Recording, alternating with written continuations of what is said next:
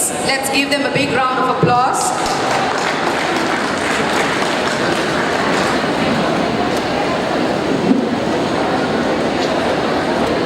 I call upon Mrs. Subhashini from SBIOA International Mambakam to honor our speakers, Ms. Sushmita Armugam and Dr. Nivedita, with a memento and a sapling.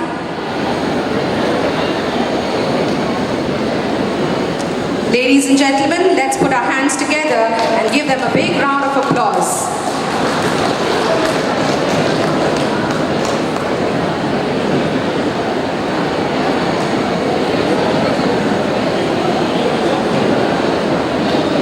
Thank you.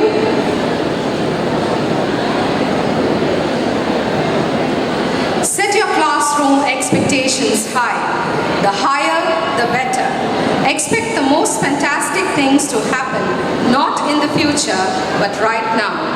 I deem it a great privilege to welcome and introduce Ms. Sushmita Armugam, the guest speaker of today's session. Ms. Sushmita Armugam is an alumna of SBIOA Educational Institutions. She is an author and is currently going to pursue her master's in neuroscience in Germany.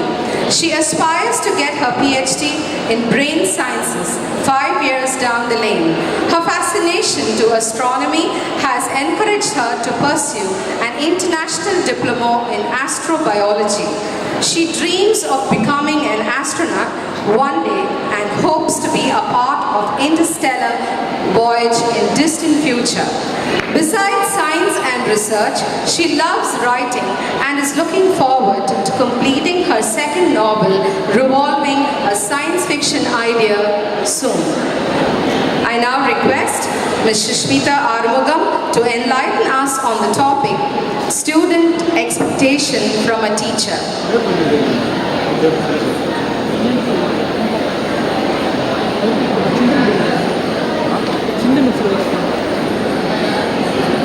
Good afternoon to everyone present here.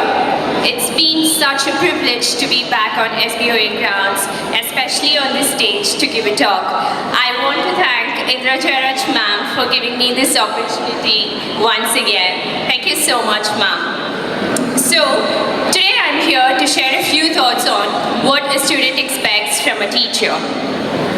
I'm sure for the past 2 days, there would have been wonderful personalities sharing their inspiring thoughts on students, teachers, and education.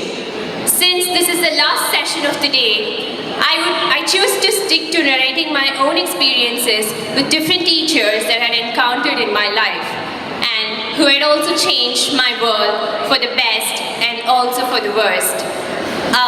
So here it goes. I'm going to start with a bad experience and hope that's okay. So I finished my engineering last year, and when I was in my second year, that should be 3 or 4 years back, we had special classes after college hours. So what we had to do is we had to finish college and attend these special classes. And since I was a biotech student, I was also asked to pursue research, work in the laboratories, conduct experiments, and so on. So one day, I asked a permission of 10 minutes from my professor so that I could rush to the laboratory and draw my blood for the experiment that I was conducting. And unfortunately, when I was in the lab, my HOD was on rounds, and when she found out that I was missing from the class, she got really furious. And when she found me again, rather than demanding an explanation, she started screaming at me so much that her voice was echoing through the 3 floors of the department. I got frozen for a moment because I felt at that moment, rather than asking for the intention behind those 10 minutes, she was so worried about her image. She felt she was worried that the principal might come on rounds at the same time, and if he had found a student missing from the class, he would hold her responsible. So that day, after she finished yelling at me even till the end, without asking me for an explanation, I rushed to the restroom and I was crying so badly. And even after boarding the college bus back home, I was crying so badly. And that night, I didn't sleep and I was almost crying for 7 hours. made so funny because that incident traumatized me to that extent that I even felt like committing suicide. But I didn't do it, thanks to my mom for raising me as a strong child. So I took an off to next day at college, and then I went to college the following day. And then what happened next is supposed to be a huge lesson for all the teachers and also students like me. I stopped pursuing research. I was so traumatized. I stopped pursuing research. I stopped studying. I completely lost interest in something that I've always dreamt of since my high school. So I had to get my degree, so I just wrote my exams and I passed because I had to get my degree. And that's how the rest of my college year just happened. So I graduated successfully, but obviously with very bad GPA and very bad history and no research experience, which is so much required for a biotech student. I felt like I finally came out of a jail. So, and then I wanted to get my dreams back again because I felt the dream for research was still inside me. So I started working hard again. I just found every opportunity that I got, and I got into this exhaustive studies of neuroscience for the next 8 months. So that's when I met the most inspiring teacher in the universe, underlying universe in my life. She was my French teacher at Alliance Française of Madras. She doesn't have any connection with neuroscience, which was my dream. She just taught a language. She just taught French to us. But I could even tell today because the reason I reached the success line was because she radiated positivity to me every single day. Even though she just taught a language, it was so inspiring and magical. Like when we were in the class, we would just forget the rest of the world. We were a class of 14 and we were a student of diverse age groups because there were people working, there were people like me studying, and they had different responsibilities. There were so many days we didn't submit our homeworks or assignments, and we would be often late to class. Even though she was disappointed with us, she did nothing but give us encouragement and motivation to be better every single day. And I think today, the reason I got a little closer to success, I would say that's because she was being my sun in every single morning of those 8 months of depression and exhaustive neuroscience studies of my life. I also have few other examples. Before that, I want to share an amusing memory of the amount of respect that we had for a teacher like her. Because I specifically want to cite this example because we students, if we find a teacher like that, we would treat them as gods, literally gods, because it's very rare we find teachers like that. So in French, if you want to give respect to someone, this is just the memory I am sharing now. If you want to give respect to someone, you just address them with vous, that's V-O-U-S. And if you want to address a friend or address a person in an informal way, you address them with tu, that's T-U. So given the extent with language learning, we sometimes subconsciously while conversing with Madame, we just address her with you, and then she would be like, look at us, shocked, and then only we would realize, oh my god, no, we should have used you, and then literally we would go near her, and let me imitate it. We would do that. We would literally go and fall on our feet. That's how we treated her. We literally treated her like a god, and that was exactly the way she was, because for me, in my own experience, besides just the language learning experience that we had with her, I think I can absolutely be sure she gave us incredible positivity in each and every morning of each of our lives. So now, I have few other examples to cite, the mentors who changed my life for the best. First is Thomas Franco Rajendra Dev sir, because once in a while we used to talk through emails, and often he used to ask me, Sushmita, what happened to your admission process? Because That was the time I was constantly getting rejects from the universities, and he knew that. And I told him, sir, I am actually getting rejected from all the universities, despite putting so much of efforts. And you won't believe me, he just sent me one line in an email, which read, "Don't worry, hard work will always yield results." When I read that email, I was confused because I had zero hope in myself, zero confidence in myself. But that one line told me so much about the confidence he had in me. So once I started contemplating, I changed my mind. Okay, Sushmita, it's fine. Just be positive and hope for the best. Don't get into depression and make it even worse. So this was one incident. And two, Indra Jairaj ma'am, even she knew that I was getting constantly rejected from the universities, and even when we were talking once, she asked what happened, I told her so and so. And she wasn't even sad or feeling bad for me. There was so much of confidence in her words. She was like, "Don't worry, God has other plans for you." She just said this out with a gentle smile. I was shocked again because these two mentors, they had more trust in me than I had in myself, and that was quite appalling to me. So what happened? Then I realized it was just not the words that they told me. It's the reason that they made me believe in myself. Believe in myself that despite failures, my dreams can still come true. And it did. Sir just asked me now when in the break, what happened to your admissions?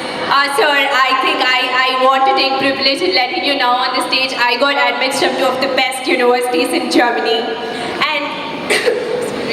And I think it's definitely because of the positive words you gave me. One of the reasons is definitely because of the positive words you gave me when I needed them the most. And when you gave that to me in the right time when I was filled with extreme negativity around me. Excuse me, sorry. Three, the trust that one of the teachers had in me. That was Rajeshwari ma'am, because during the floods time, we youngsters, we just joined hands together and we were helping people in different localities, and we needed a place to store all the resources that was pouring in from different parts of the city.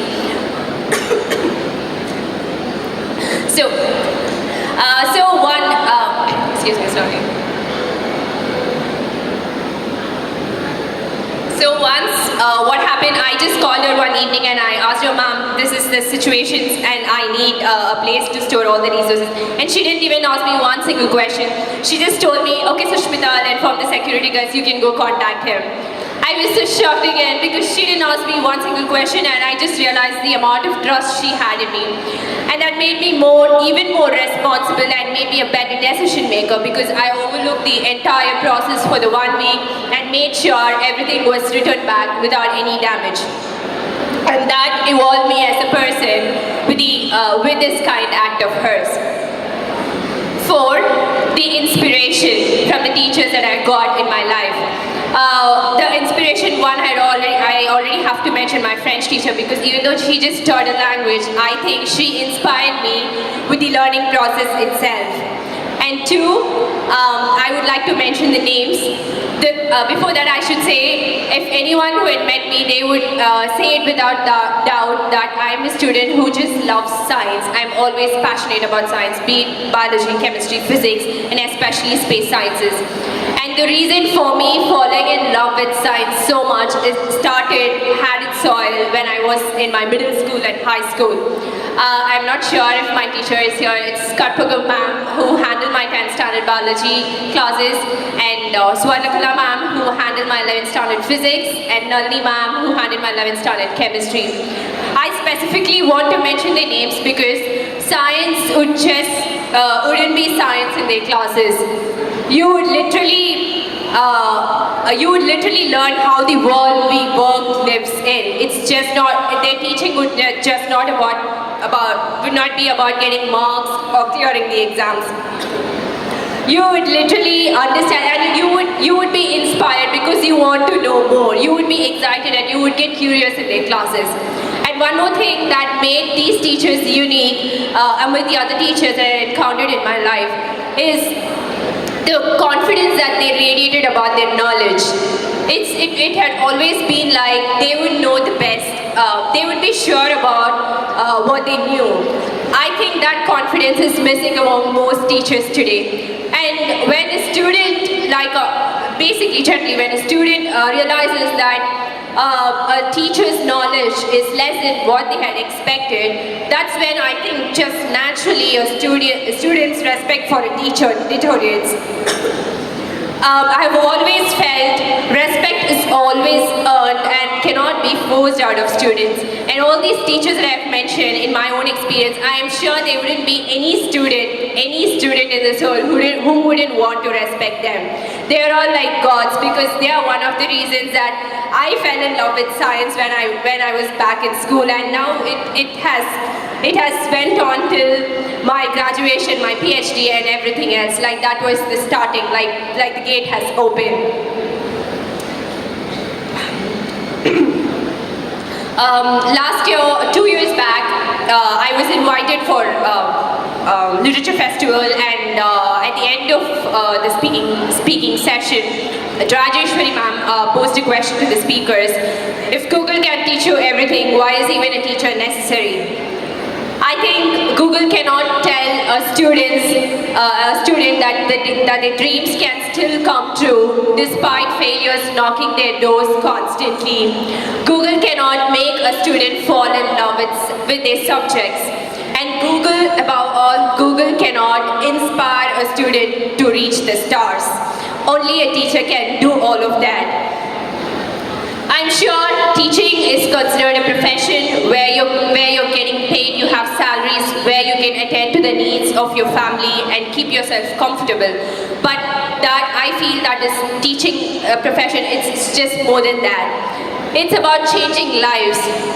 Imagine one of your students, even though he or she didn't listen to you or didn't show immediate improvement with your advices, 10 or 20 years down the lane, when he or she is in success stage, a celebrity, and giving this speech, and she mentions your name, that you were also one of the reasons for his or her success.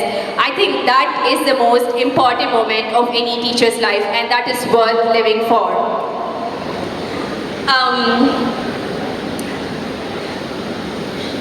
Eventually, I want to conclude by saying that the person I am today, with all the strength, despite the failures, the way that I learned to stand up, and the passion that's inside me for science, I think it's because of all the teachers that I've encountered in my life.